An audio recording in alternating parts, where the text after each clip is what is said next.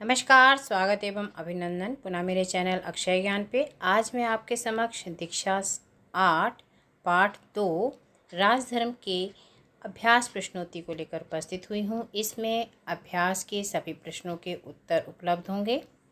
पहला प्रश्न है, ब्रह्मदत्त नामक राजा क्यों प्रसिद्ध था? उत्तर है, ब्रह्मदत्त राजा सत्य असत्य उचित अनुचित का हमेशा ध्यान रखता था, इसलिए वह प्रसिद्ध था।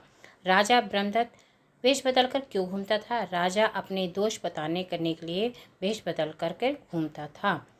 अगला प्रश्न है, बोधिसत्व ने राजा को गोदों के मीठे और स्वादिष्ट होने का क्या कारण बताया? राजा के धार्मिक और न्यायप्रिय होने पर सभी वस्तुएं मधुर और शक्तिवर्धक होती हैं। राजा ने अधर्म और अन्याय से राज करना क्यों शुरू किया? राजा ने अधर्म अन्याय से राज करना शुरू किया क्योंकि वह बोधिसत्व की बात की सच्चाई को जानना चाहते थे। राजा की धर्म विमुख होने पर सारा राज्य दुख को प्राप्त होता है। इस कथन का आशय क्या है? राजा के धर्म विमुख होने पर सारा राज्य दुख को प्राप्त होता है क्योंकि यदि राजा अधर्म करता है तो सारा राज्य कुमार पर चलती है और अधर्म करने लगती है, वह राज्य का पतन होता है। अगला है, नीचे लिखे मिश्रित वाक्यों से मुख्य और अधीन वाक्य अलग अलग करिए। वह ऐसे व्यक्ति को ढूंढता था जो उसके दोषों को बता सके। वह ऐसे व्यक्तियों को ढूंढता जो मुख्य वाक्य है, जो उसके दोषों को बता सके, ये अधीन वाक्य है।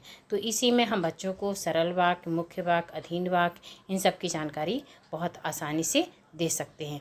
अगला प्रश्न है, इसमें नीचे लिखे मिश्रित वाक्यों से मुख्य और अधीन वाक्य अलग अलग, उसी का अगला भाग है। अधर्म और अन्याय से राज्य करूंगा, देखूंगा कि बोधिसत्व की बातें कितनी सच्चाई हैं। अधर्म अन्याय राज्य करूंगा, मुख्य वाक्य। बोधिसत्व की बात में कितनी सच्चाई है, यह अधीन वाक्य है।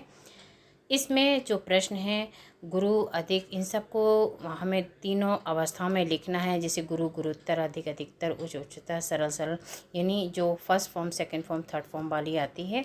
तो इस तरह से हम बच्चों को इसमें ये बातें पूरे बता सकते हैं। जैसे उत्तरावस्था, उत्तमावस्था, जैसे श्रेष्ठ, श्रेष्ठतर, श्रेष्ठतम।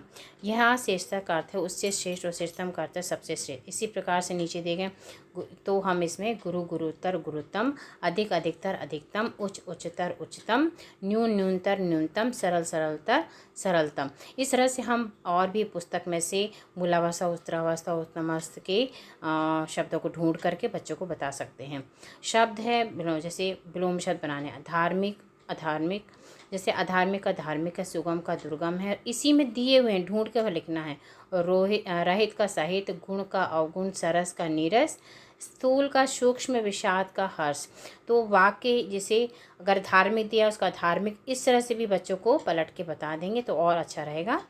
अब अंताक्षरी है, बच्चों को बहुत आराम से बच्चा खेलना जानता है, तो हम उसको जैसे प्रबंध, धनवान, नदी, दीपक, कलम, महल, ला से फिर हम उनको बताएंगे। तो इस तरह से ये हमारा अभ्यास प्रश्नोत्तरी समाप्त होती है।